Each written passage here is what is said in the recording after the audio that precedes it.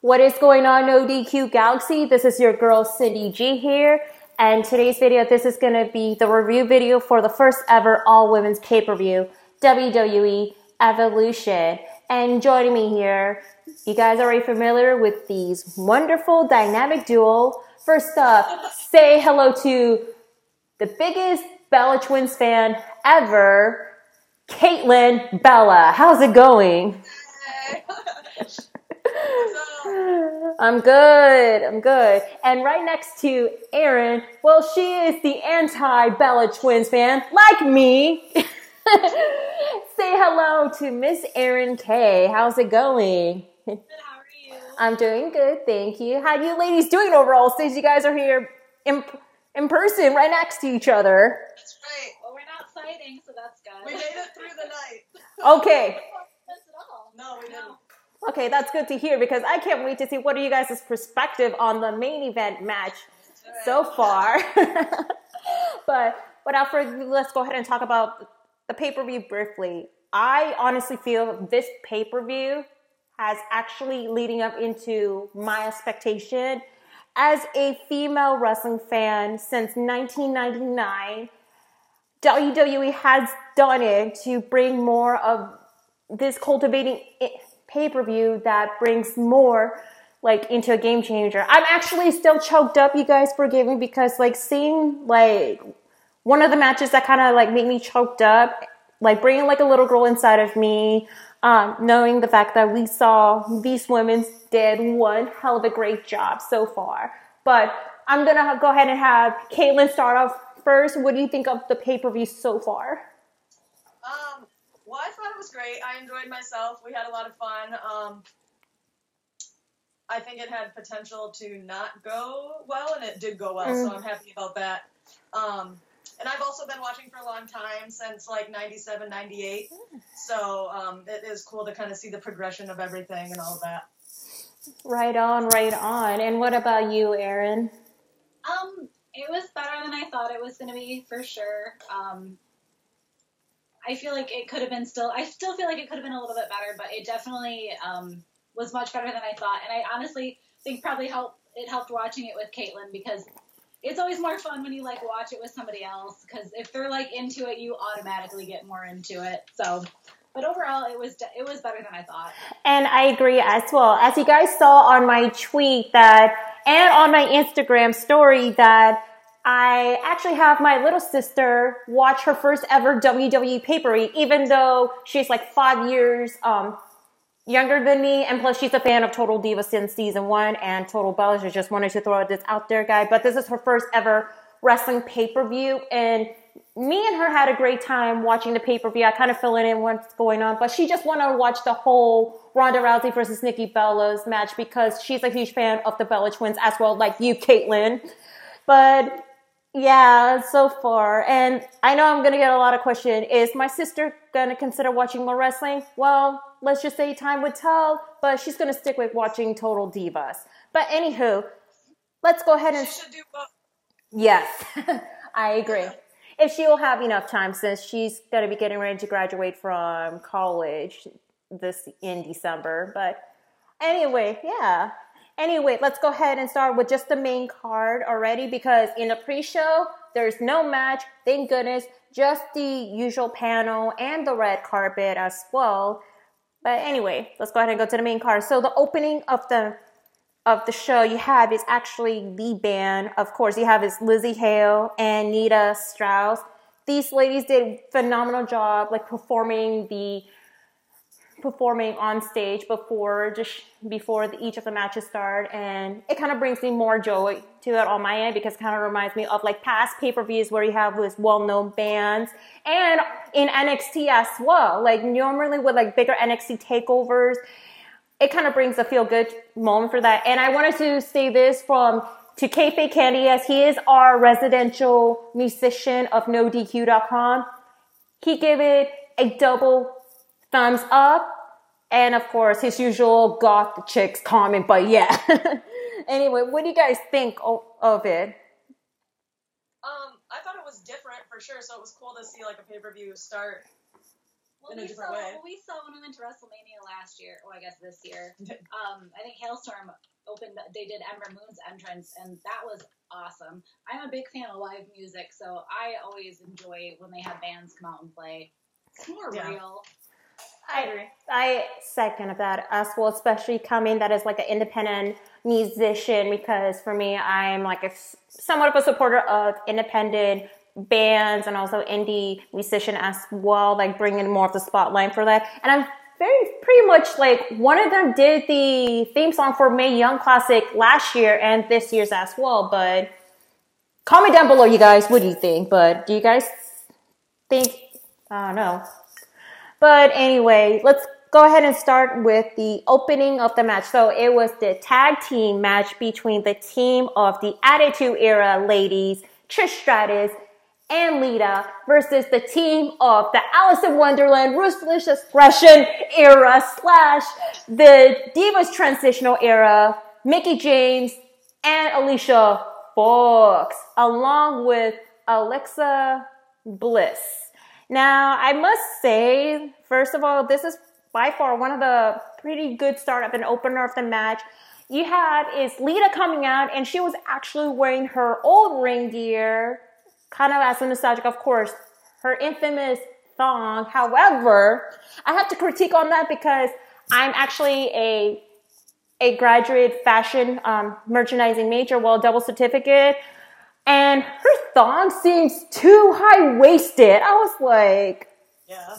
You're like, that has to be uncomfortable. It must be. I was like, oh my gosh, she brought her old ring gear back. And then when I looked up close, I was like, yeah, it's like too high-waisted. I understand she's like old and all, but really now? You're trying to judge her?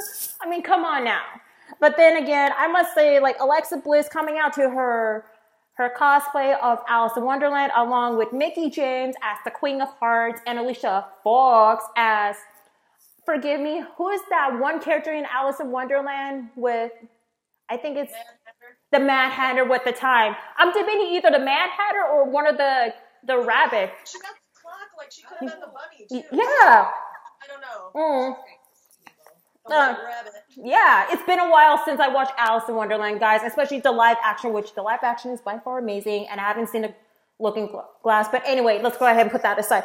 So overall, we see a lot of nostalgic factor in that match. You have is Lita and Mickie start off, and these ladies killed amazingly good job. Like you saw Trish did the Hurricanrana to Mickie. Well, actually, there's a lot of Hurricanrana moves going on in that match. You saw that Trish did help Lita did a Hurricanrana, I think to Mickie James.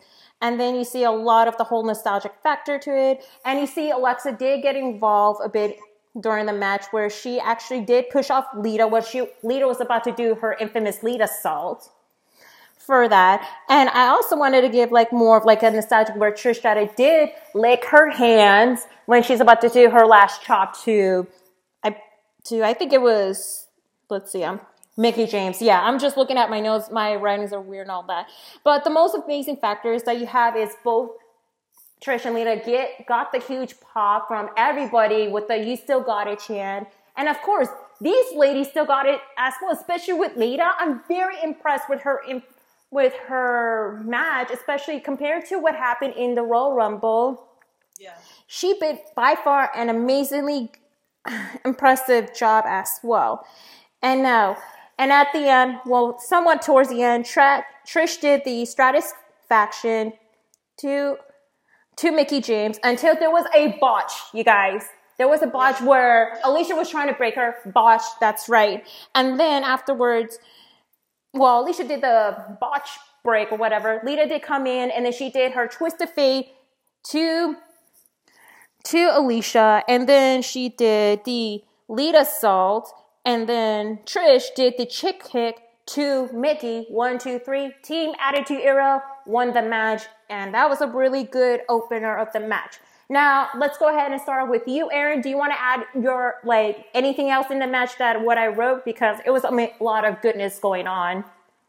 Yeah, there wasn't too much else I had to say. I liked the Alice in Wonderland gear, and I definitely noticed the botch. To me, the match, I guess, it was just an okay match to me. I didn't get as hyped up as I thought I would. Maybe that was just me. I also didn't really understand why Mickie James took the pin on that. I thought maybe I thought Alicia Fox would take the pin for sure. So I was kind of surprised when Mickie took it because she's been more, like Alexa Bliss's little sidekick there. So yeah. Yeah, and I was kind of surprised too. We all expected Alicia to be the one that's going to be pinned, but then it's Mickie the other way around, which I can understand that. But I also wanted to add this side note real quick that I'm very impressed with how much Alicia Fox has been improving in the ring. Since she was debuting in WWE in the mid 2000s until now, you can see that how much in ring ability Alicia Fox has been bringing it on, especially her crazy gimmick, her Tampa Tantra gimmick. That says it all, especially how much she's trying her best just to showcase she is trying to be the better superstar as she is compared to that. So I'm very impressed with Alicia Fox, how much she's improving so much over the years. Now, Caitlin, what are your thoughts on everything? Do you want to add any of the moments from the match? Yeah. So basically, everything you've said so far, I pretty much agree with. I was also really impressed with Lita and Trish. Mm-hmm. They were looking really good. I wrote that down a couple of times. The one thing that I thought looked kind of funny is when Lita ran over Trish to jump at. That. But it was very slow. Trish was down there for a really long time. I think she jumped to Alicia. Yeah. So that was I think that and then the botch that you already talked about. Those were the only things that seemed a little off. Everything else I thought looked really good. I was also surprised about who took the pin, and I'm not sure where they're going with that. But anyway, it was a good start to the pay-per-view, and it was unexpected. I didn't think they were going with that match. I didn't think they were going to start with that match either. I thought for sure they'd go NXT or Mae Young, but yeah, I agree with both you ladies because I thought we're going to be expecting just the NXT matches and the Mae Young Classic matches because these are the ones that some people have even watched on the WWE Network only. But then by having these legends to start off with the match against the current WWE superstars, it kind of sets the whole pinnacle to see who are they and all that, how they're going to bring into the introduction of the show so far. So I'm with them having part of that live where you could watch it. It makes sense to do Trish and Lita because there are a lot of people know, so that's gonna get them right into it and keep them watching. Point. So I think that made sense business wise to go Trish and Lita because you don't want to do Mickie and Ronda first, which would be the other match that would have made sense to put right there.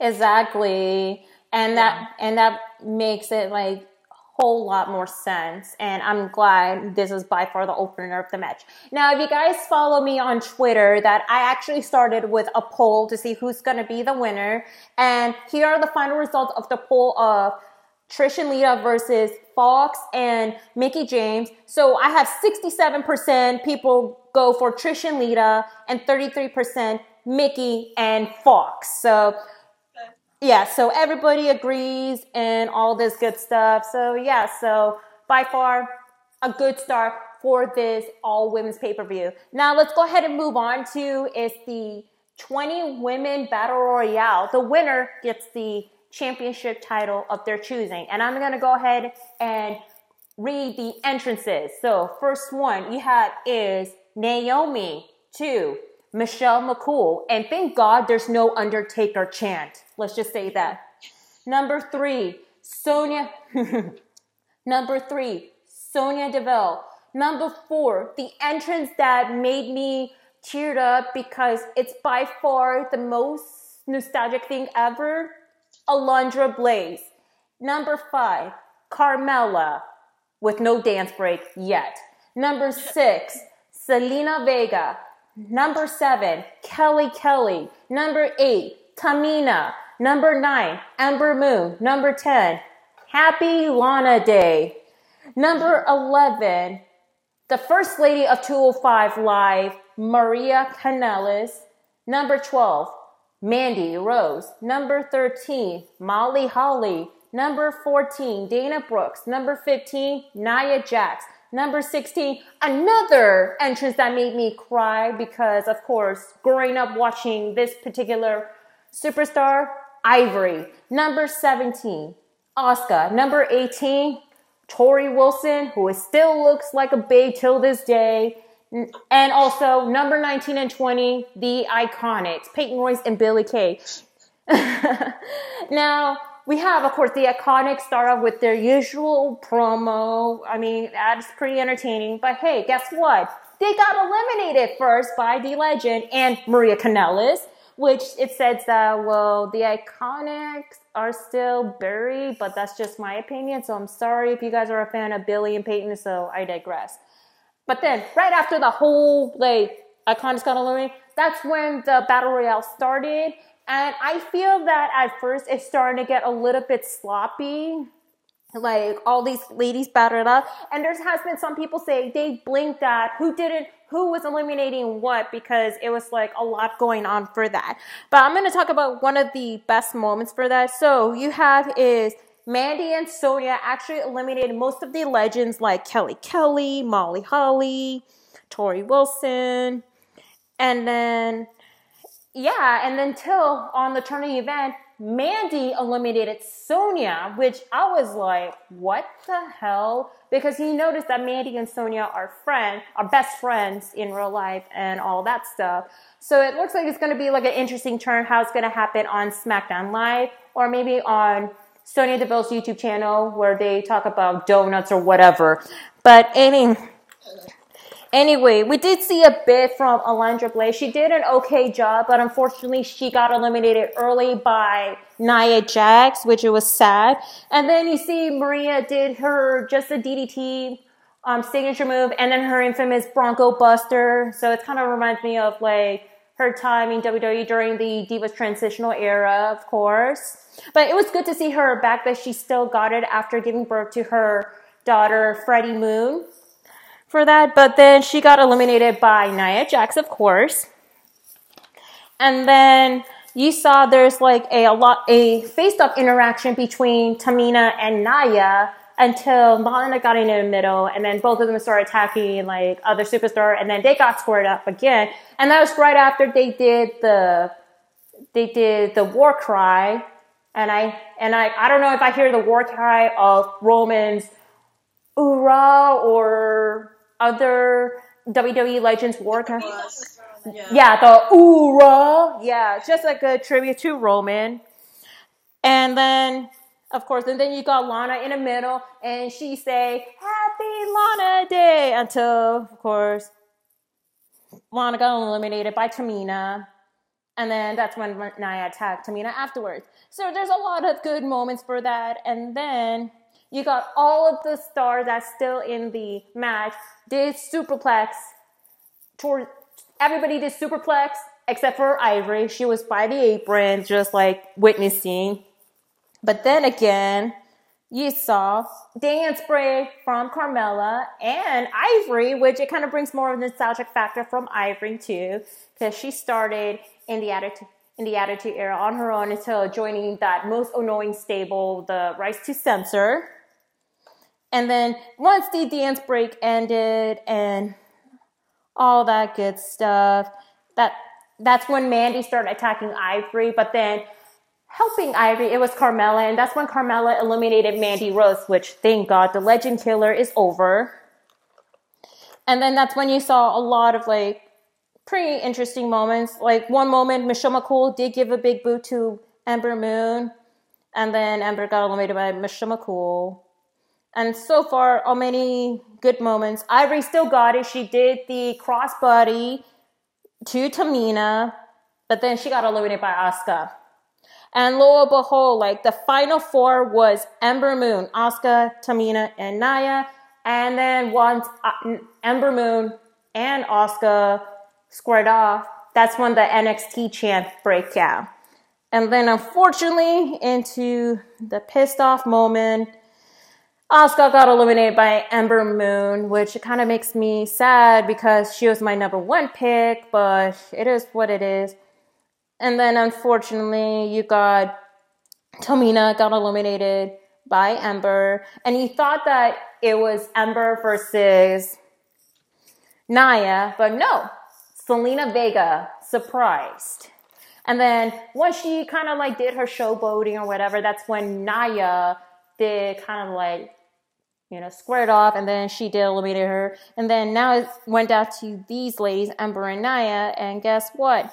Ember Moon got eliminated by Nia Jax, and she is your winner of the WWE Evolution's Battle Royale. I must say, despite with all the like craziness that is going on, I'm actually quite very entertained with the match so far. You have a lot of more nostalgic moments that kind of brings a lot more joy, despite the fact there's like some legends has been eliminated. But I'm very proud of Ivory, who done so much, especially she's the only WWE superstar that started from Glow until where she's at for that. So it kind of makes me feel happy to see her in the ring for that. And yeah, and I'm happy that Nia Jax won. So yeah, we're going to get into that more later on of the main event match and all that stuff. So let's go ahead and start with you, Caitlin. And you actually have like a surprise story about Ivory.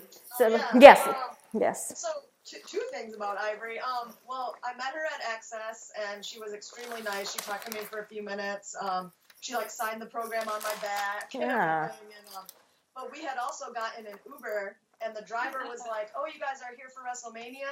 We're like, "Yeah," and he said, "I just drove someone that's like one of the wrestlers." And he said, "She's here for the Hall of Fame," and I'm not sure what her name is, and we were like, "Ivory?" And he's like, "Yeah, I just drove her like yesterday." So just two funny stories about Ivory. But so I was also very happy to see how well she did in the match. She really like looked like she could still go, like she could come back if she wanted to almost. Really good. So I really enjoyed that.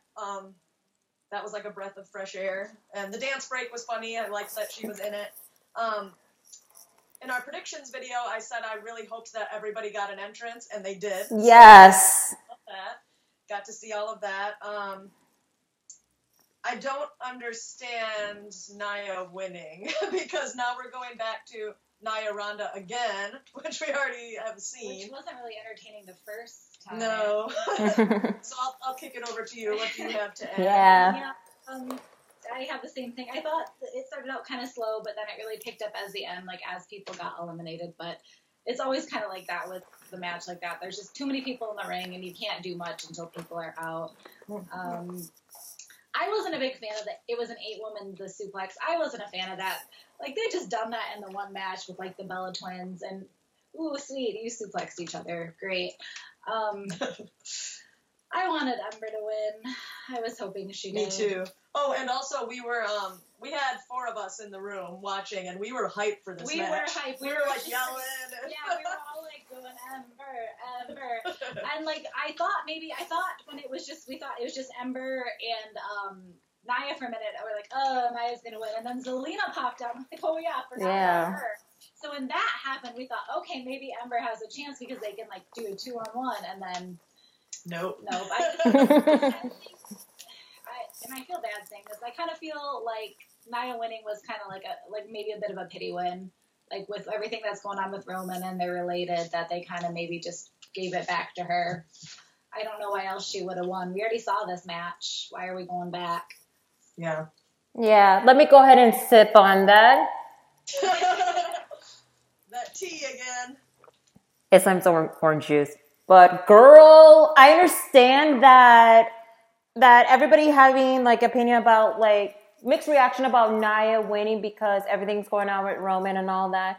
To me, I was a little bit, but at the same time, because as I stated in predictions video, I just want to see a rematch between Nia and Ronda because there was a lot of interference going on with Alexa Bliss.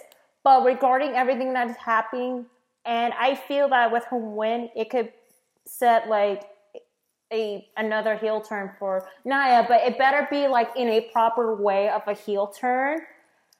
But then again, I don't know how they're gonna do with the whole storyline situation, which we'll talk about the main event later on. But then for Nia, like now what's next for her? Like now she's gonna go for the Raw Women's title, but how they're gonna book her?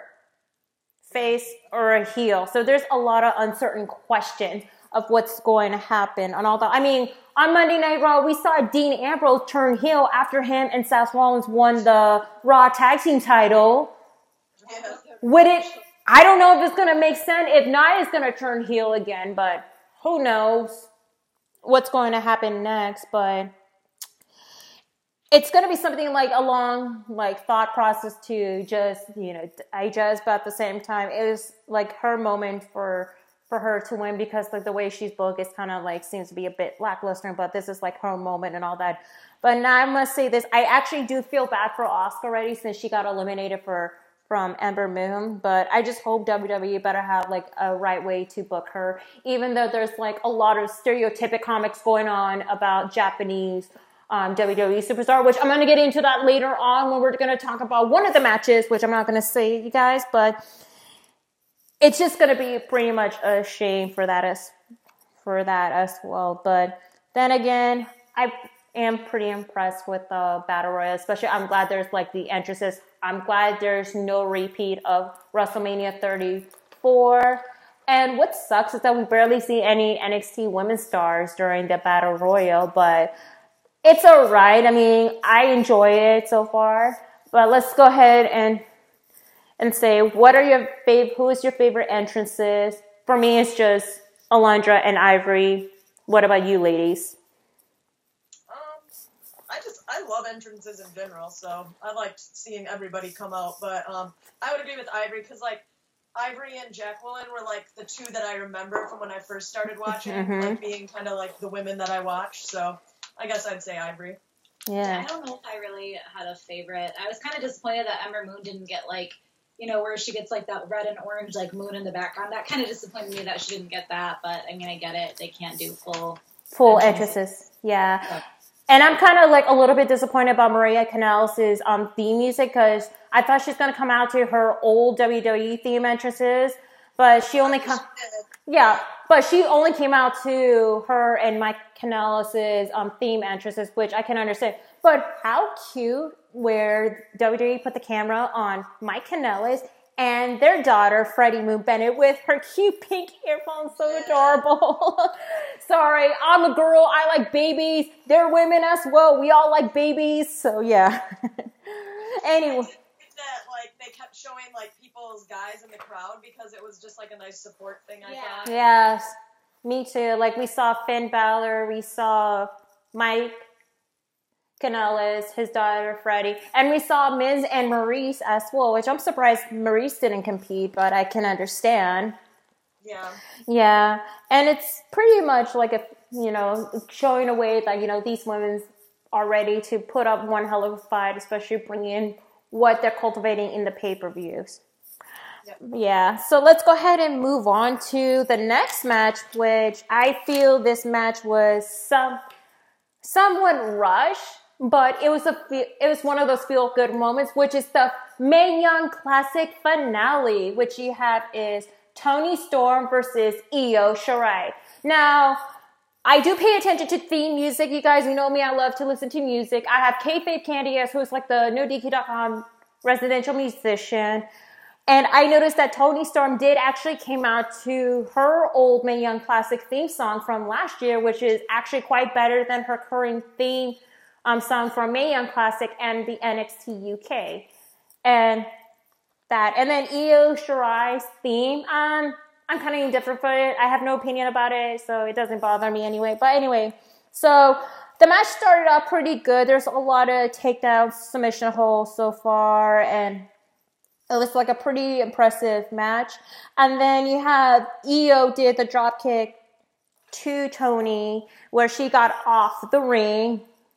And then once Toni's still outside of the ring, Io did leap off the ring and did the high moonsault, which that was by far really impressive moments for that. A lot. And then you saw Toni did a clothesline, and then she did her first attempt to do her Storm Zero finisher, but Io did kick that after a 2 count. And then another impressive moment, of course, Io Shirai, she does look her biggest inspiration is Rey Mysterio, so she did her usual 619 to Tony in homage to Ray. And then on Loadable Hall, she did a very impressive high-risk springboard sunset flip. And we thought that she's going to beat Tony, but no, she did. Tony kicked out after a 2 count. But then at almost to the end, Io did the Asai moonsault, not Asahi moonsault, Asai moonsault, until Tony raised both of her knees, and then that's when she took the advantage to do her another Storm Zero finisher. And 1, 2, 3. Toni Storm is your 2018 Mae Young Classic winner. And I must say, I could have been more happy for Toni. She definitely deserves this. She almost beat Kairi Sane last year, but nope. She finally won this year and beat Io Shirai.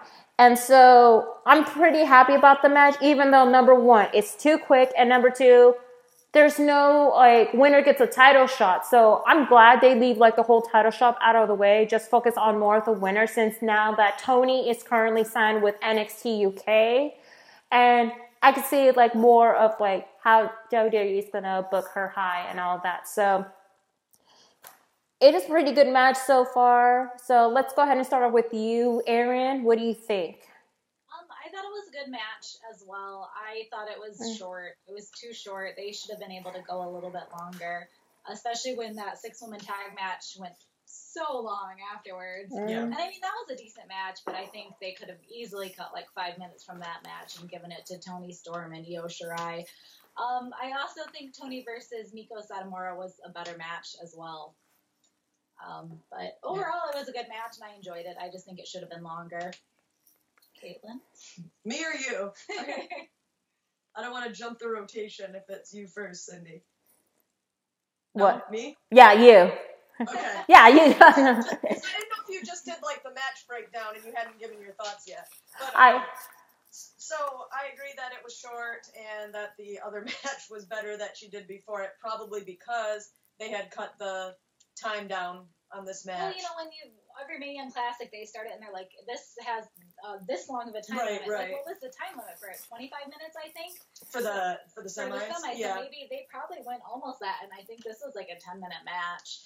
Right, so it's it went down, whereas maybe it should have went up in time. Yeah, and somebody, I don't know who it was, I saw someone tweet maybe it should have been on War Games, and I think maybe that would have been better, because this match could have got a different crowd, better which billing, I think yeah, would have yeah. and I think it would have got a better billing. So yeah, because she did mention during the show that the crowd was a little bit dead for this one, and maybe it was because they hadn't been following Mae Young Classic. Maybe some of the crowd was more casual, I guess. I don't know.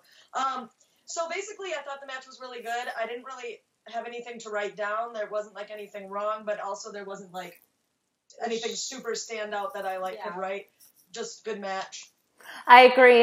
The only thing I'm more was towards the end, where Toni did her second attempt to do the Storm Zero, and that was it. And so far, I'm trying to write down what are the high points at the moment and all that, but with Io's high flying springboard sunset flip, that was the only thing I remember, and then Toni's finisher and all that.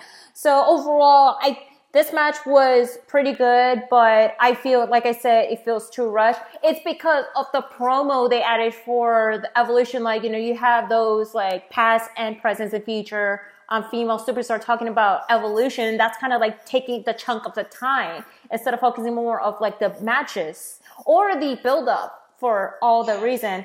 So I understand what WWE is trying to do, but at the same time is that now this is one of those feel good moments. And like I said already, Toni Storm is already officially signed with NXT UK, and Io Shirai is already officially signed with NXT months ago. So I'm happy both ladies did finally got their chance to showcase what they got and all that. So congratulations to Toni Storm. And on the poll on Twitter, you guys, so I have 100% vote for Toni Storm and 0% for Io.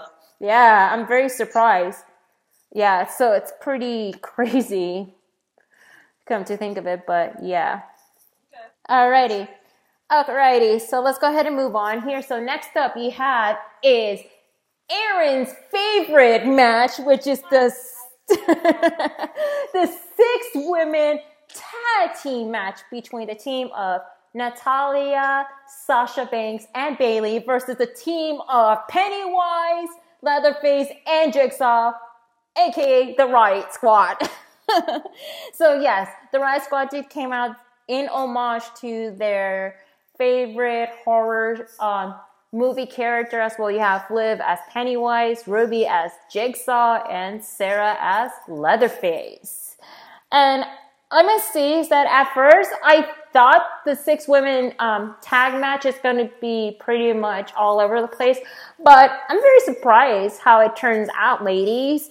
Like you have, there's a lot of interference going on, but you see there's a lot of improvements that these ladies did showcase big time. Like you saw one of the moments that I remember is that when Natty and Sasha did the heart attack to Liv in homage to the Heart Foundation. And then another moment you had is that you saw that, Bayley did get hit by Sarah on top of the apron, of course.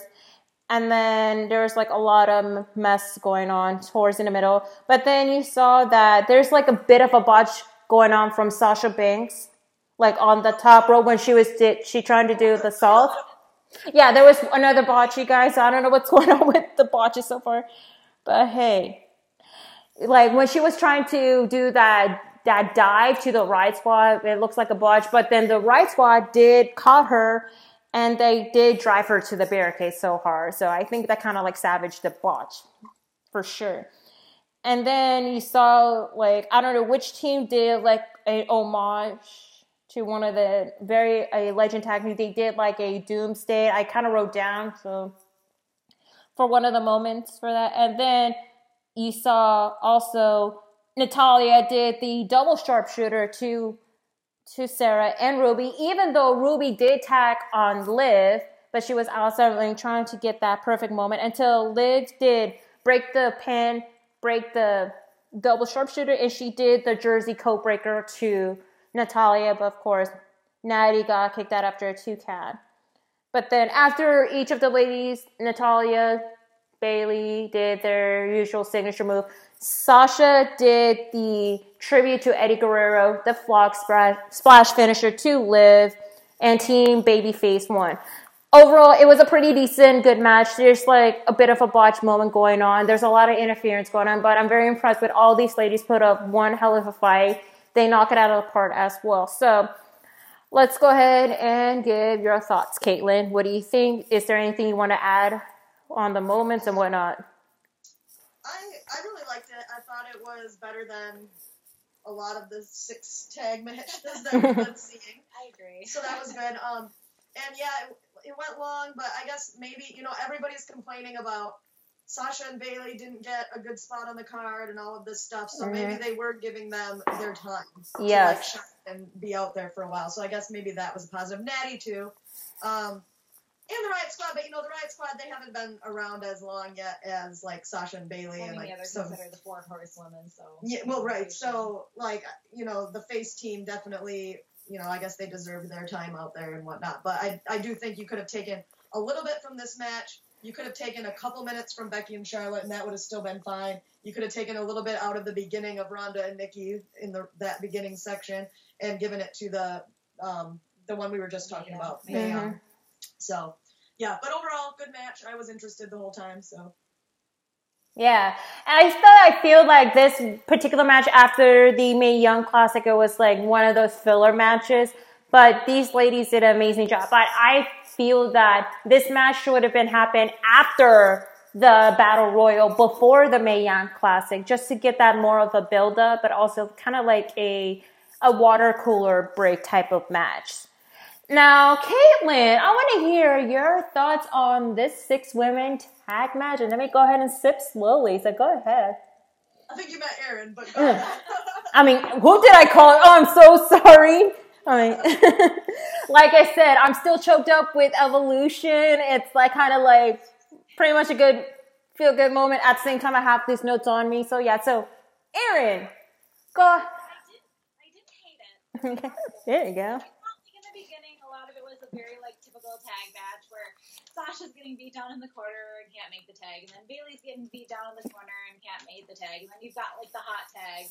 And the hot tag, I think Sasha had a hot tag, and then Natty had the hot tag. And like honestly, like if you ever like looked in the faces corner, there was almost like nobody ever over there. It was always they were all on the ground dying. So it was just like, all right. Like it's been said, I thought the match was kind of long. It wasn't a bad match, but it was.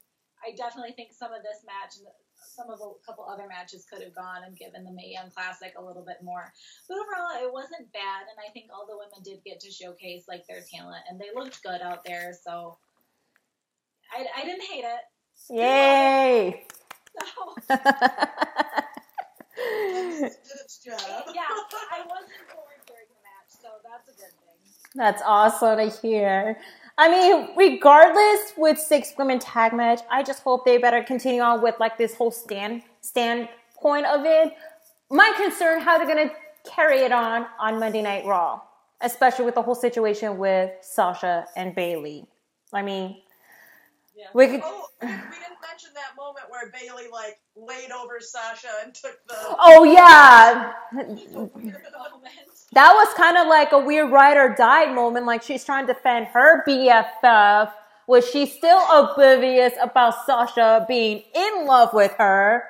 But I guess like she took like I'm guessing like she took that dive. I think it was Ruby who did the We Riot dive to her, or is it? I think it's either. She laid out over her.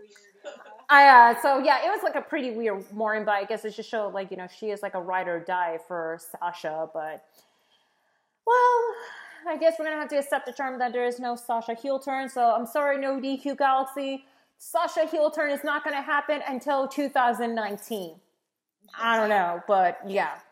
Overall, and for the poll, it's actually a 50-50. I got 50% people rooting for the Riot Squad, and I got another 50% rooting for Team Babyface as well. So again, it was like a mixed like results for that. And I know Caitlin, you did vote for the Riot Squad as well. So yeah. Yeah, it's all right. This was one of my worst predicted shows for me. So I think it was. It's all good. I mean, my worst prediction show recently was All In, so yeah, I feel your pain. It's okay. Maybe next time. Well, actually, either Crown Jewel or Survivor Series. Yeah. Yeah, Crown Jewel. Yeah, well, let's not talk about Crown Jewel for now, but yeah. All right. Yes. Alrighty. Let's move on here. So we got title matches, y'all. And the first title matches we have is for the NXT Women's Championship match between the champ, the Pirate Princess, Kairi Sane versus the Queen of Spades. Also, 1/4 of the MMA 4 Horsewomen, Shayna Baszler. I must say, I am so happy that Kairi Sane came out to her old Disney Mae Young Classic theme song. I mean, don't get me wrong. I love her current NXT theme song. That kind of reminds me of like Pirates of the Caribbean, but like her theme song that she came out, I mean, it kind of makes me so happy. Now, I kind of noticed that Tony and Kairi, they came out to last year's Mae Young Classic theme, but I'm guessing it's because like it's been 1 year since like we had the first Mae Young Classic, so I'm thinking WWE is trying to pay a homage to like how they started out before they got signed to NXT. So I can definitely explain why they did what they had to do, but at least hopefully it's just gonna be just a one-time thing instead of like, you know, listening to the same thing over and over. But hey, I'm happy that Kari's Disney theme is like back for one night. But anywho, now I must say this match was a WTF moment in my book. I mean, so many WTF moments. You have a lot of people have mixed reaction towards Shayna Baszler, and then you have people in favor of Kairi. And then you have Shayna that's showing a lot of aggressiveness to Kairi, especially how she's torturing poor Kairi, especially bending her poor arm. her arm, and then all of a sudden she stepped on her hand while Kari was in agonizing pain for that. And then another moment that Shayna did climb to the apron, and you saw how she pulled Kari's whole elbow, like she's trying, like while Kari was like hanging for her dear life. I was like, holy crap, you're just gonna try to snap her shoulder in half. That was like one of the aggressive in nature moments. But at the same time, I can understand why that, you know, the way Shayna is, because she is one of the top heel in NXT. NXT trying to prove to like the NXT women's that she is the queen of spades. She is trying to make a mark for NXT and all that. And then another moment you saw is that you saw Kari did the DDT, and then she tried to do the insane elbow, but no, because Shayna got off the ring, and that's when Kari did the crossbody to Shayna off the ring that almost hit the commentary table, but yeah. And then one of the interesting moments, because you saw Jessamine Duke and Marina Shafir, you know, the other two members of the MMA 4 Horsewomen that is sitting front row. You saw Kari did push Shayna off the barricade, and she landed towards Jessamine and Marina. And you could see that these ladies are PO, y'all. Like, damn. And once that Kari was about to walk off, you saw Jessamine did grab Kari's back of the head, and that's when Kari did back-fisted Jessamine. And then another moment is that when Kari got up from the ring, you saw Marina did super kick Kari and then an attack. And then until that Shayna did her aggressive submission, but then Kari did counter roll when she was about to pin Shayna, but kicked out after a 2 count. But then again, once Kari was about to do her next move, that's when Jessamine did kick Kari, and then that's when Shayna did her finisher that I cannot even pronounce for the life of me. So yeah, and then until that, you saw Kari cannot resist escaping. Like, seeing her face when she passed out kind of makes my heart break. And unfortunately, Kari C passed out, and girl, Shayna Baszler is your new NXT Women's Champion, y'all. Oh my God. And another thing for that, we saw a NXT televised debut of Marina Shafir and Jessamine Duke, who debuted in NXT a couple months ago, and now they debut on the pay-per-view. Now, I must say, this match was pretty aggressive in nature, but not as super aggressive in nature. I mean, you saw Kari was putting one hell of a fight trying to beat Shayna, but you saw Shayna that's being more ruthless and more aggressive, that she just wanted to get that title and to prove the point. And it's really amazing just to see Marina and Jessamine help out Shayna. And I knew that there's possibly going to be an interference going on during that particular match too. So I'm actually looking forward to what's going to happen next, since we have the upcoming NXT tapings. And it looks like the 3/4 of the MMA 4 Horsewomen is going to dominate the NXT Women's division. And I'm going to have to throw a little theory up there. Since we have NXT War Games, we're possibly going to be seeing a team of Team Horsewomen versus Team Babyface. But who knows what's going to happen next? I mean, I would like to see one match in particular in mind. Shayna Baszler versus her roommate, Mae Young. Now, let's go ahead and start off with you, Erin. What do you think of this match? Do you have anything to add that I missed, or all that? I really liked Kyrie's theme. To me, I like that one better. It felt more epic to me. I don't know. She's a pirate. It felt like I was on a Yeah, we can say that. I feel like I'm on an epic voyage right now. I didn't really like the ending. I honestly thought it made Shayna Baszler look weak. A cheating Shayna Baszler. They build her up to look so strong and so tough, and then she has help to win. I did not like that. Like, if she's going to beat Kyrie, I thought she just needed to beat Kyrie by herself. I mean, I get it.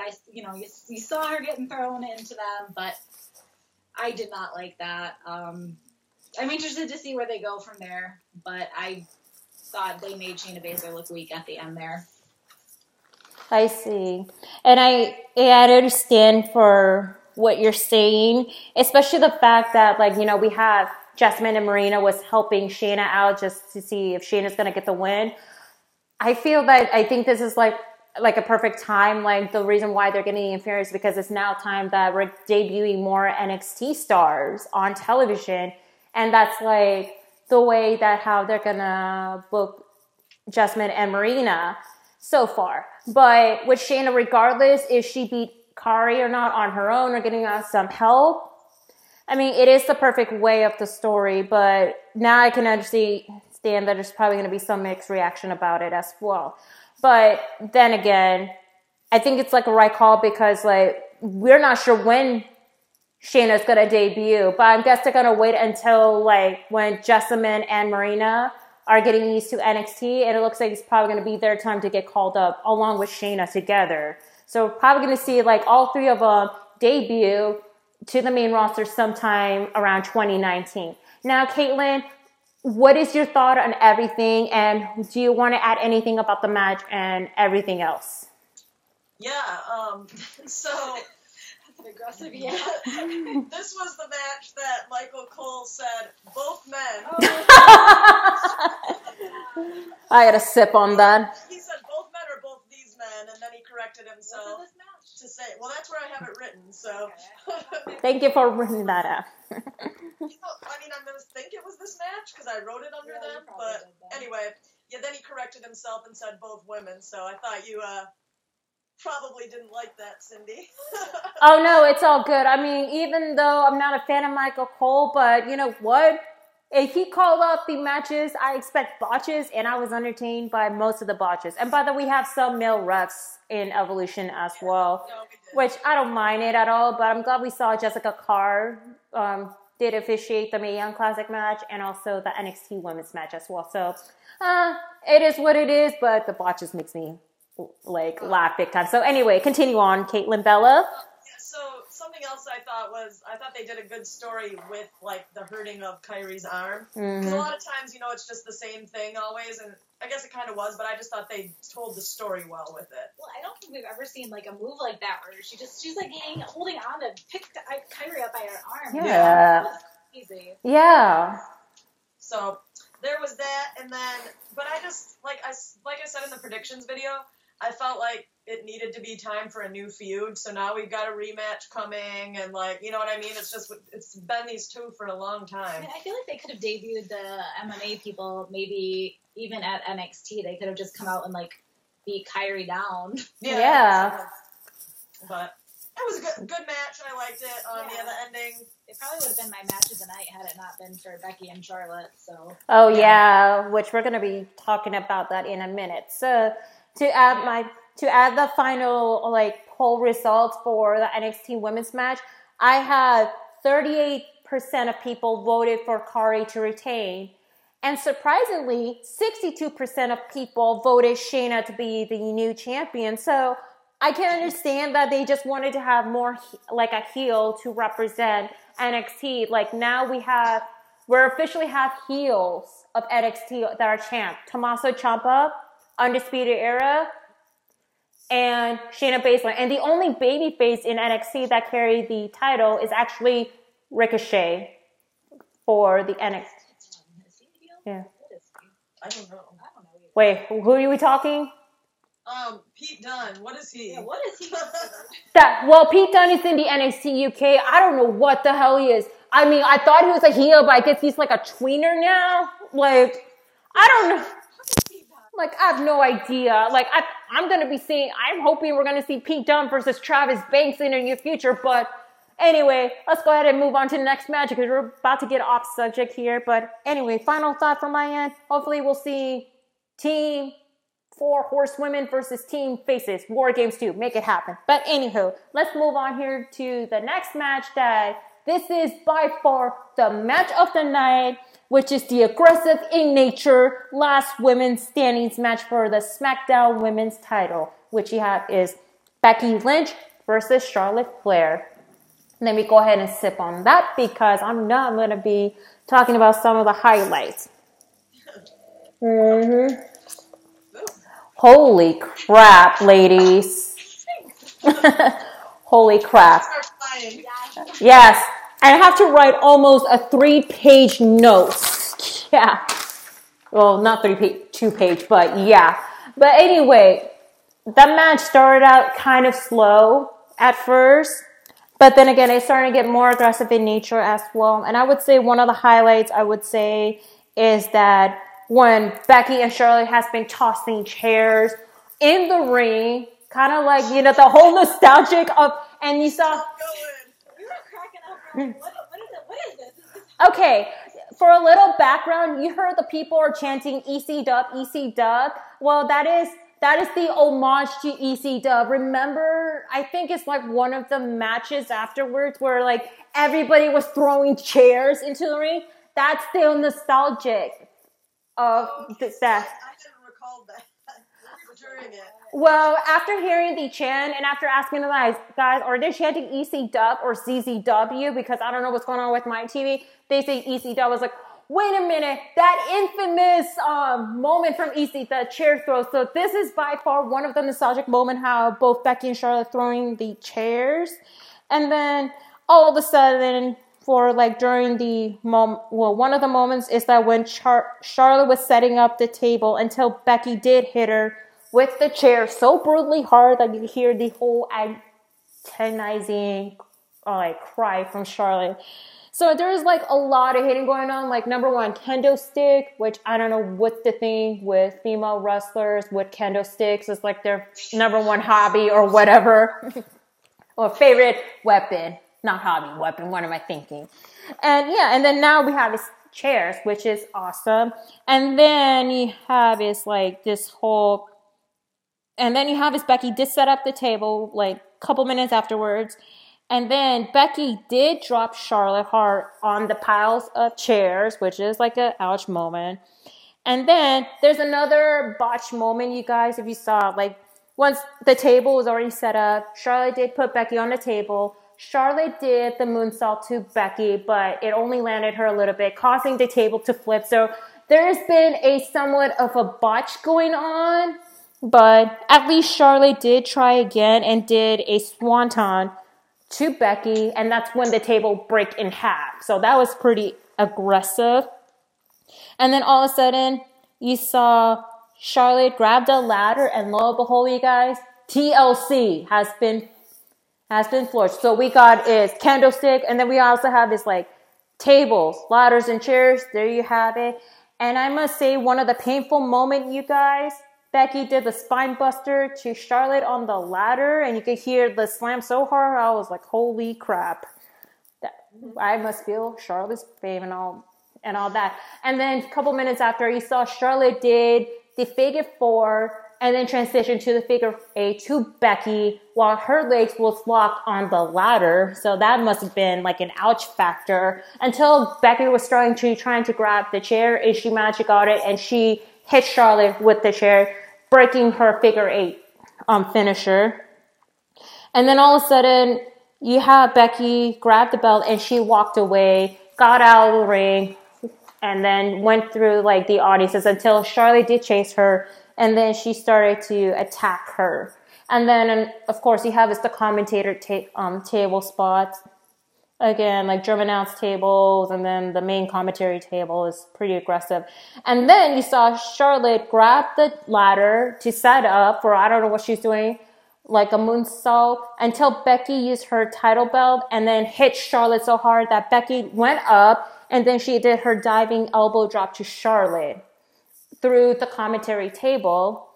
And then Becky did grab like the chairs and the commentating chairs and everything to bury Charlotte, and that's when the ref started to do the count out. And so Charlotte did manage to escape, which it kind of reminds me of, I think it was Money in the Bank match where everybody was trying to bury Braun like through like the steel chairs. And joking about the was really hoping Charlotte was gonna like bust out like grounded and be like, "Rah!"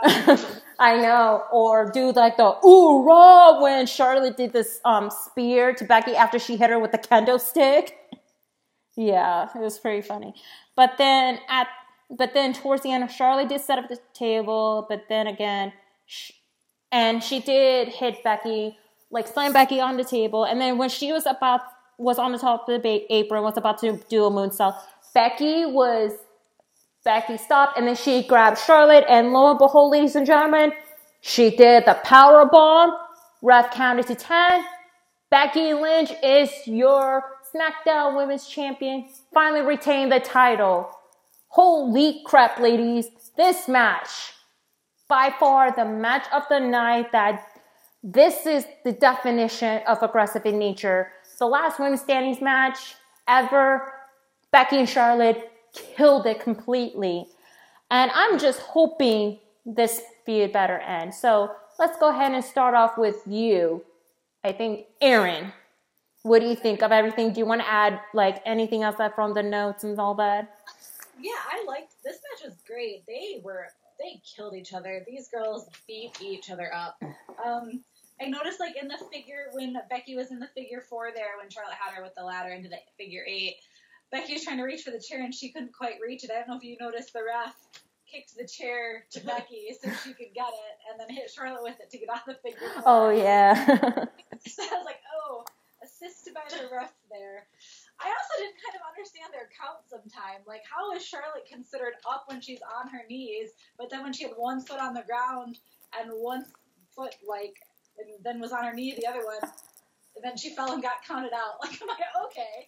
And there were a couple times they started to count, like, really, really late. Like, when Charlotte was buried in those chairs, it was, like, 20 seconds before they even started counting, and then suddenly she got out. Overall, though, I'm glad that Becky won, and it was definitely match of the night. These girls went to war with each other. Oh, yeah. And, yes. And what about you, Caitlin? I agree. Great match.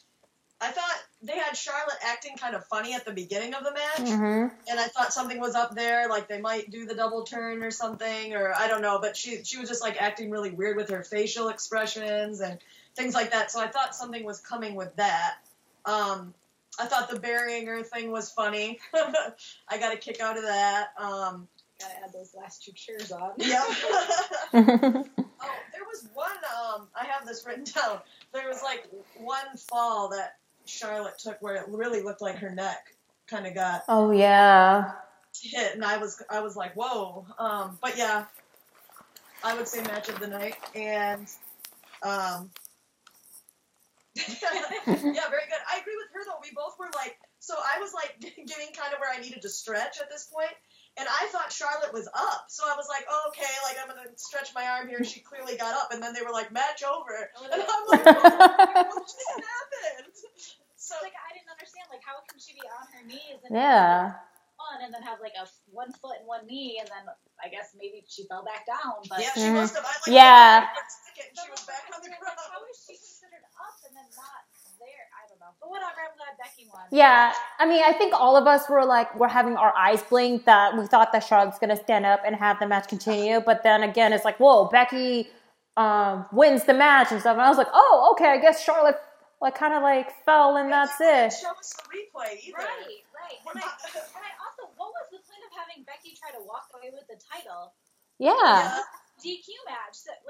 Yeah, it was. So they were just gonna follow her. So she was gonna follow her. So I guess they just wanted to fight all over the ring. Yeah, they wanted to get around. I mean, I don't know, but I mean, she couldn't leave with the title because it wouldn't have ended the match. Exactly. I don't know. I mean, at first, we all thought that Becky's going to be injured because, the way that the match goes, we saw both Charlotte and Becky kind of, struggling to get up and trying to continue on with the match. But then, again, Becky retained, and then she kind of, walk away to the ramp. She say, I'm the man, which, yes, she is the man. Respect. Yeah, I mean, regardless, it was by far the match of the night. It sucks that it's not on the main event because that would have been a perfect ending for Evolution. But, you know, it is what it is because they just want to featuring like a high prolific matches and all that. But I'm just hoping this is going to be the end of the feud. I'm hoping who's going to be the next challenger to compete against Becky for the SmackDown Women's title, since we got Survivor Series coming up. And then we have his TLC the following month after as well. But we're going to have to see what's going to happen on SmackDown Live so far, and especially like how they're going to book with Charlotte, because with Charlotte, she's getting like the Roman Reigns heat for that, which I think it's kind of like too soon to say, but oh well. And on the poll on Twitter, the results. So I put three results of the outcome of what happened. So 0% Charlotte as new champ, 22% no contest, 78% Becky retains the title. So I guess there you have it, people. Everybody's in favor of Becky. So anyway, so let's go ahead and next up to the main event match, which is the Raw Women's title match, which you have is the champ, the baddest woman on the planet, Ronda Rousey, versus the star of Total Divas and Caitlyn's favorite of all time, Nikki Bella with Brie Bella. I mean, there was a lot of mixed crowd going on for Nikki, and then you have a lot of people cheering for Ronda Rousey. And especially with Brie holding the Bevolution flag, it's like, okay, that's pretty interesting, but yeah. Anyway, so it was a pretty okay match so far. I mean, you saw Ronda did her first move, and then she did taunt Nikki in like a friendly way, which I can understand like the whole psychological viewpoint from Ronda. And then you saw a lot of interference going on from Brie Bella, like during the match, while the ref is not looking. I think it's kind of like the smart way to do that and all that. And then you saw one moment where we saw Nikki Bella's new submission hold. A push-up submission hold, which is pretty interesting, until Ronda did break the hold and all that. And then I wrote it down also that Ronda did bleed a little bit on her forehead, which we saw a little bit of blood, which, you know me, I love blood during wrestling matches, but yeah. However, there's a wardrobe malfunction, if you guys saw, like I think it was like on Ronda's shorts, it got higher that we saw her undergarment. Where that? I noticed it. I think it's like on her left side of it. But I'm glad like during the match she did pull it down for that. So we did saw like a slightly wardrobe malfunction, but not, you know, the explicit one, but I guess it's like the whole PG, whatever. But yeah. So far, you saw one of the moments that are done, it was amazing. It was when Ronda did the double judo throw to Nikki and Brie, because Brie was about to get involved with the match, but you don't want to piss Ronda, and look what she did. Same thing that she did to the right spot at Super Showdown. And then, let's see. And then there's like more taunting, more kicking and punching from Ronda on the apron to Nikki, until that Brie did punch Ronda and threw Ronda through the commentary table, which is actually, it was Ronda to Brie and all that. And then all of a sudden, Ronda got back into the ring. Nikki did the Alabama Slam, which we all thought that she's going to won the match, but no, Ronda did kick out after a 2 count. And then we all saw that Nikki did try to do the Rack Attack 2.0, but no, Ronda did kick out again. And then you saw like a very interesting moment. Nikki got up to the apron. She was about to do the Brie mode, like missile drop kick, but no, Ronda managed to got up the apron, and she did a small package to Nikki, did the arm bar, and lo and behold, I'm sorry, Caitlyn, but Ronda did the arm bar, Nikki tapped out, and Ronda retained the Raw Women's title. Overall, it was a pretty fun match. It's not the best, not the worst. It was pretty good so far. I was very entertained by it, especially there's a lot of people have like more pop than ever for this match. And then how much Nikki did improve a lot, as what Aaron stated on the predictions video with the guys as well. And yeah, I'm very impressed with that. And so far at the end, Ronda is still the Raw Women's Champion. And then afterwards, you saw Ronda coming up to the ramp, and you saw all the female women superstar all happy and all that. And that's when Evolution ended and all that. So let's go ahead and start off with you, Caitlin Bella. What do you think of the match? And again, I am so sorry. Well, yeah, I mean, I figured it would go that way probably. But, okay, so starting with the flag, I thought that was kind of like a throwback to your classic, like, from another country heel. Flag. So I thought like they were going for that, and I thought it was funny.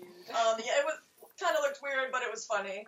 And then the beginning of the match was a little slow when they did like hold forever. Once they started getting out of that, then I thought the match picked up. And I was happy because Nikki got to get in, you know, like all of her moves and stuff and all of that. I liked it.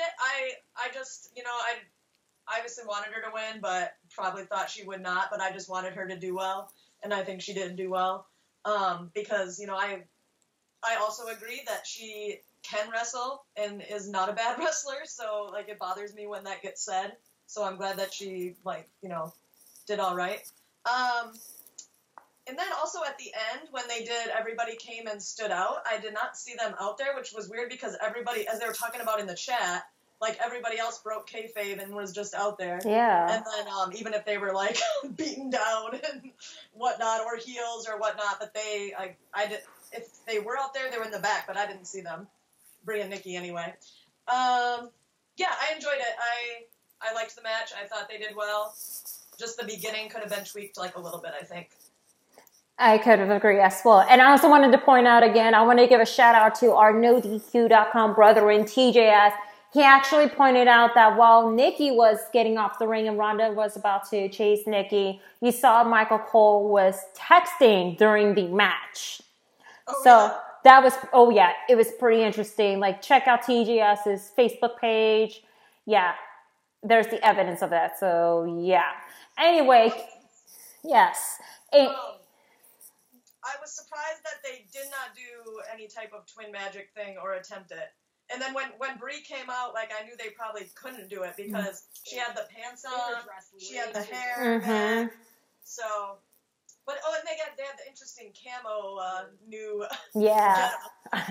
So I don't know. Yeah.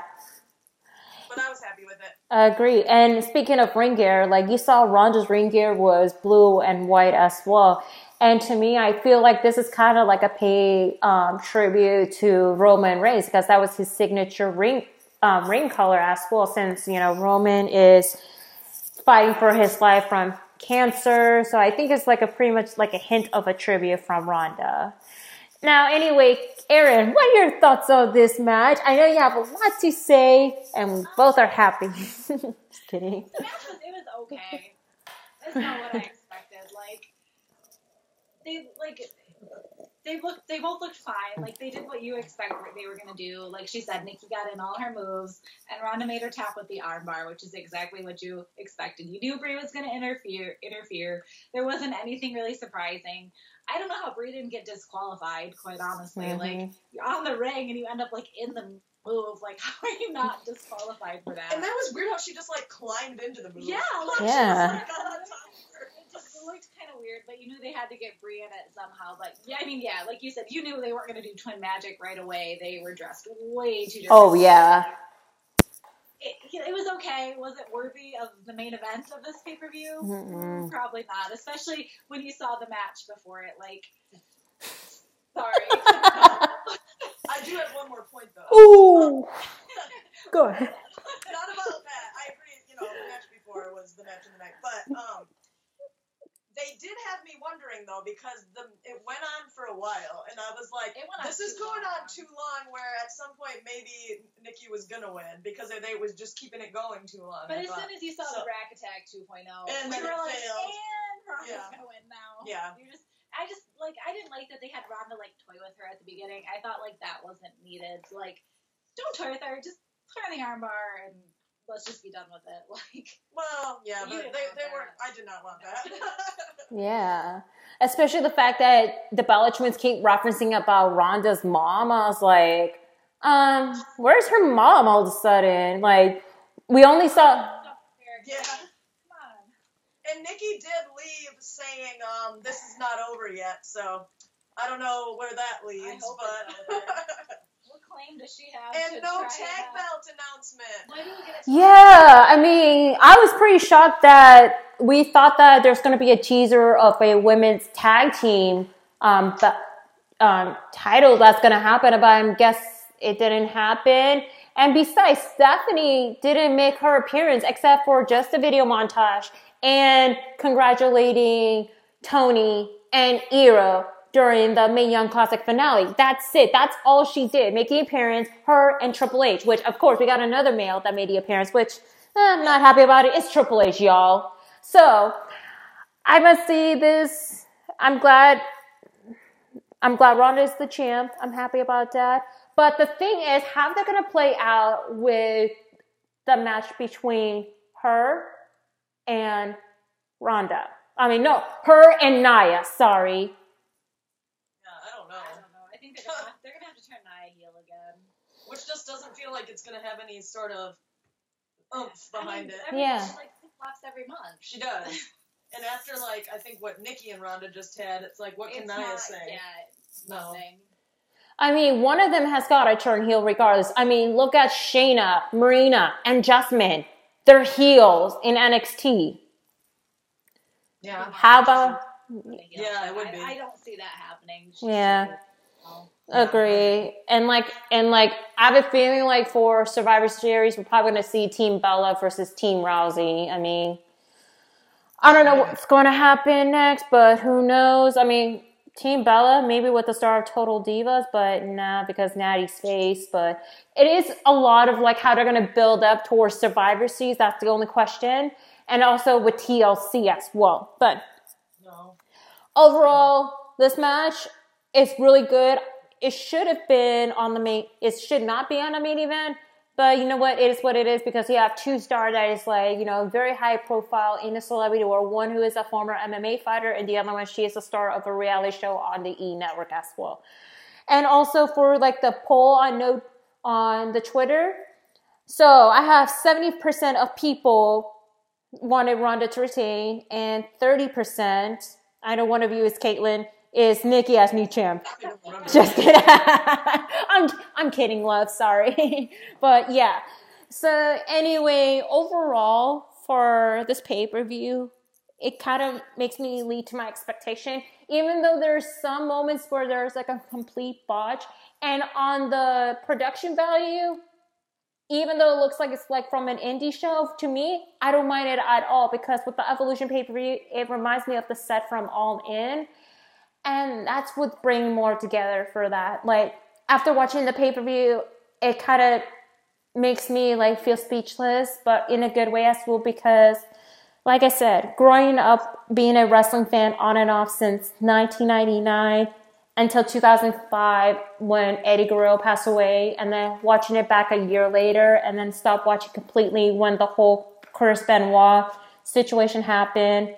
And then I started watching again in 2011 when CM Punk did his infamous pipe bomb. And from there on, that's when I started watching WWE altogether. And I do catch up with most of the moments that I do miss from each year through the network. So these ladies did one amazing job. They show what anybody can do no matter what, regardless with the critics, especially the the male viewers saying they're not a fan of women's wrestling or there should not be women's wrestling. Who cares? We're in a new era where women can do anything no matter what. Like for me, being on NoDQ.com since April means a lot to me and all that. And what do you guys think overall with the pay-per-view? You guys could start either one first. I'll go for it. Go ahead. Overall, like I said, it was better than I thought it was going to be. I enjoyed it. I went into it with pretty low expectations, and it was definitely better than I thought. Yeah, Caitlin? So I think I would give a B+, but I'm going to bump the grade up because Aaron always takes the grade down if Brie mode is playing. And take the grade up when Nikki is in the main event. A-. Oh, I don't know if I would go Okay. B-, maybe C+. So what's your A-. what's your final grade, Aaron? The women. Yeah. Yeah. Sorry, what? What's your grade, Aaron? I know you said A-, Caitlin. Oh, that is high. I don't think it was that great. I would say C+, B-. Okay, not bad, not bad. Well, for me, based on the matches, based on there's like a couple like botches, like from the performers, also with Michael Cole's botches, also with the long promo and like how some of the matches lead to expectation, but start slow and all that. I'm gonna give Evolution a generous B+ on my end for that. These ladies did a good job.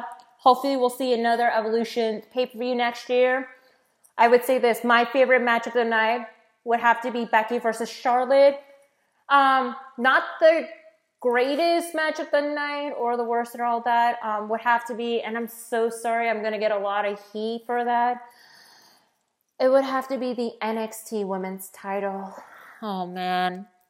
Yeah, sorry. Do you guys want to add what's your favorite and not so favorite, but not the worst? My favorite was definitely Charlotte and Becky. My least favorite was probably Nikki and Ronda. Yeah. I will say my favorites were Becky and Charlotte and Nikki and Ronda. And least favorite was probably I guess the 6 women tag, but it was still good. Yes. All right. Alrighty. So, well, there you have it, ladies and gents. That is it for the review video of the first ever all women's pay-per-view Evolution from the gals of NoDQ.com. Ladies, we did it. We make history ever. And I'm glad and I'm very fortunate to have you, my NoDQ.com sisters, to be part of the team and all that. So you guys, I'm very blessed. And also I'm very blessed to see everybody as well from NoDQ.com, especially joining from this journey, like starting as a, guest panelist last summer till April of this year really means a lot to me as well. But anyway, without further ado, let's go ahead and end the video with just the plug for myself. And the ladies are going to help me plug the NoDQ.com websites and pro wrestling tees and all that as well. So I'm going to go ahead and go first. So you guys can follow me at NoDQ.com/Cindy. That's going to take you directly to my Twitter page. And also make sure to follow me at simply_C_OK on Instagram if you're a fan of photo art. And also for my Funko Pop collection. And also my YouTube channel, again, at simply_C_OK, which is my solo YouTube channel for wrestling-related content, which I'm going to try my best to post more, but sorry, busy stuff going on in my life. And I have a second channel as well where I do independent wrestling hype videos with my brothers, Brian and Tyler, as well at Tyson Poppy Production as well. And now take it away, ladies. So I guess Aaron just informed us earlier that we now have our own links. So NoDQ.com/Caitlin and /Aaron. And follow NoDQ.com and the NoDQ YouTube channel. And Pro Wrestling Tees has everyone's shirts from NoDQ. The whole list of everyone. So do you want me to go through the names? It's totally up to you guys.